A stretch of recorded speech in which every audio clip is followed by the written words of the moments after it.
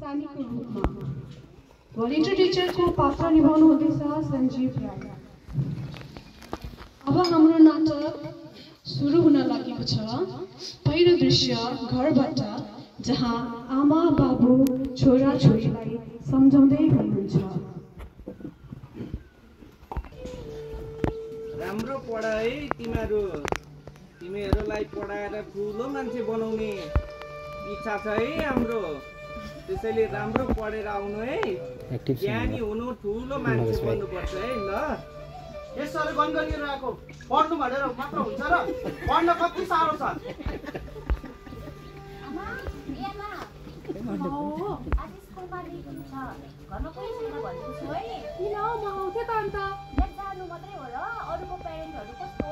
भएर आउनुहुन्छ अन्त टिचरहरुसँग पनि इंग्लिशमा बात गर्नुहुन्छ। तपाईलाई त केही आउँदैन। म जस्तो जान्न के त्यस्तै बोल्थे। पढ्दैन न आउनु छोरा छोरा मात्रै हुन्छ। उसको प्राक्टिस उम्रिँदैको तिन साथी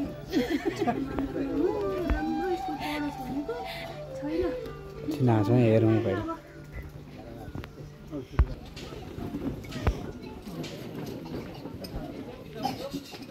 बाबा बाबा भन्न यहाँ टेस्ट पेपरमा साइन गर्नु थियो। खोइ हेरौँ त कति ल्याइस् त।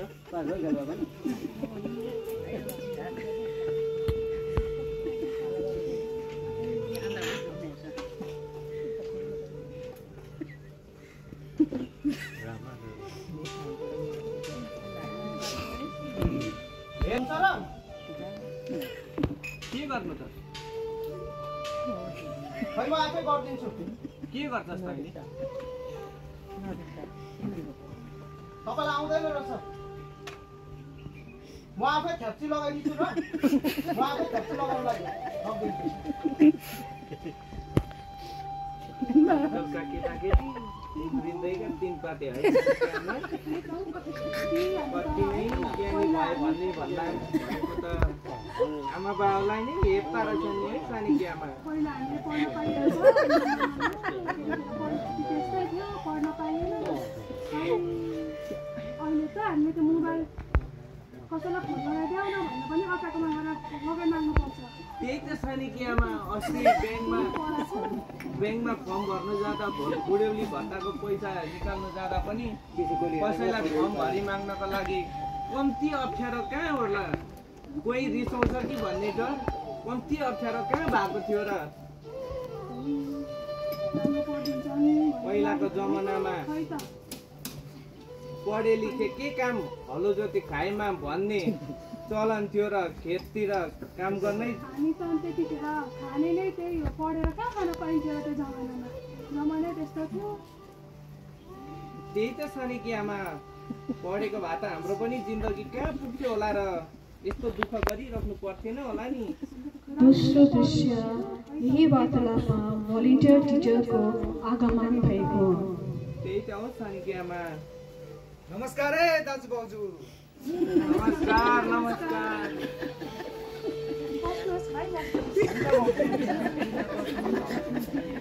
के हो आज त बुढाबुढी सँगै हो नि भाइ। त्यही त के गर्नु र, पहिला पढ्न पाइएन, त्यही सुख दुःखका गफ गर्दै बसेको नि भाइ। भाइ के गर्नु र, आफ्नै छोराछोरीले हेर्दा पनि पढेन भन्छ। त्यही गफ गर्दै बसिरहेको थियौँ। पढेको भए त हुन्थ्यो नि त, हामी पनि केही गरिन्थ्यो होला भन्ने। भनेपछि त म तपाईँहरूकोमा ठिक समयमा पो आइपुगेछु त हौ। किन हौ के थियो र त्यस्तो? अहिले यो हाम्रो केन्द्रीय सरकारले एनआइएलपी प्रोग्राम भन्ने निकालेको छ। यो न्यू इन्डिया लिटरेसी प्रोग्राम भनिन्छ यसलाई। नव भारत संरक्षण कार्यक्रम भनेर। यो चाहिँ तपाईँको जति पनि गाउँ बस्तीदेखि लिएर समाजमा जति पनि सानादेखि बुढाबुढीसम्म जति पनि नपढेका अशिक्षित व्यक्तिहरू छ, तीहरूलाई चाहिँ हामीले भेला पारेर पढाउने, लेखाउने र आफ्नो नामसम्म लेखाउन सक्ने सक्षम बनाउने चाहिँ अहिले यो केन्द्रीय सरकारले मुहिम चलाइरहेको छ। भाइ कहाँ सकिन्छ त्यस्तो, बुढाबुढी भयो। हामी त अस्ताउँदै गरेको घाम जस्तो हो नानी।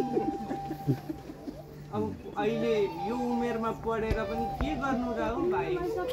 त्यसो भनेर कहाँ हुन्छ दाजु भाउजू? अघि तपाईँहरूले गफ गरिरहनु भएको थियो त, पढेको लेखेको छैन भने आफ्नै छोराछोरीले हेर्छ भनेर। त्यही कारण पढ्नु पर्यो नि, बाठो हुनु पर्यो। अहिले जमाना पहिलाको जस्तो छैन, अहिले आधुनिक युग छ, अहिले डिजिटल युग आयो। तपाईँहरूलाई त्यो अहिले थ्याप्सीको सिस्टम छैन। घरको कामले बिहान उठेदेखि बेलुकासम्म कामैमा व्यस्त हुन्छ भाइ, कहिले पढ्नु होला र त्यो तपाईँ त्यसको केही सुर्ता गर्नु पर्दैन। मलाई चाहिँ माथि शिक्षक विभागबाटै मलाई चाहिँ एज अ भलिन्टियर टिचर मलाई चाहिँ नियुक्त गरेर यो कमेर गाउँमा पठाएको। तपाईँहरूले त्यो के पढ्नु कहिले पढ्नु केही सुर्ता गर्नु पर्दैन।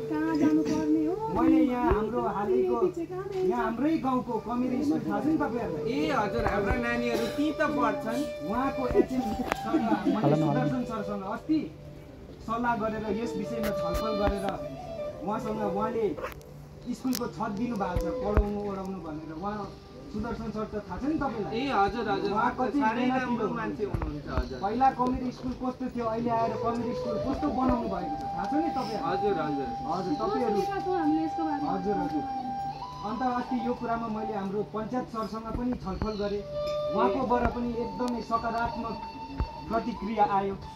उहाँले पनि हो भाइ ठिकै हो, यो कुरा त एकदमै राम्रो यो मुहिम चलाएको रहेछ केन्द्रीय सरकारले। हाम्रो अब गाउँघरमा अशिक्षित व्यक्तिहरू एउटा पनि छोड्नु हुँदैन, सबैलाई भेला पारेर पढाएर शिक्षित बनाउनु पर्छ भन्ने हाम्रो पञ्चायत साथीले पनि एकदमै सकारात्मक प्रतिक्रिया यसमा जनाउनु भयो। उहाँले पनि यसमा यो कुरामा हात मिलाउनु भएको छ। ए हजुर हजुर हजुर, हुने हो सानी कि आमा यसरी पढ्न पाइएको थियो भने त यस्तो दुःख पाइँदैन थियो नि।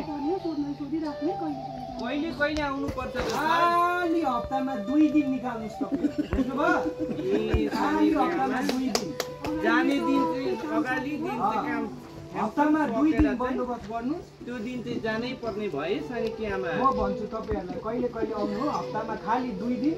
त्यसको अघिल्लो दिनै गाईलाई घाँस घुस कति काटेर एकदम तयारीको साथ बस्नु। हुन्छ भाइ, हुन्छ हुन्छ। पढेको लेखेको छ भने तपाईँहरू पनि बाठो हुन्छ, तपाईँहरूको छोराछोरीलाई पनि तपाईँ आफ्नो आमा बाउमाथि गर्व हुन्छ, हो कि होइन? लु हजुर हो, ठिकै हो, ठिकै भन्नुभयो भाइ। ल त पढ्नुहुन्छ त्यसो भने? हजुर हजुर, यो एकदमै राम्रो यो मौका चाहिँ सानी कि आमा गुमाउनु हुँदैन है। तपाईँहरूलाई पढाएर लेखाएर हामीले तपाईँहरूलाई परीक्षामा पनि राख्छौँ र त्यहाँबाट उत्तीर्ण भएर तपाईँहरूलाई केन्द्रीय सरकारबाट प्रमाणपत्र पनि दिइनेछ।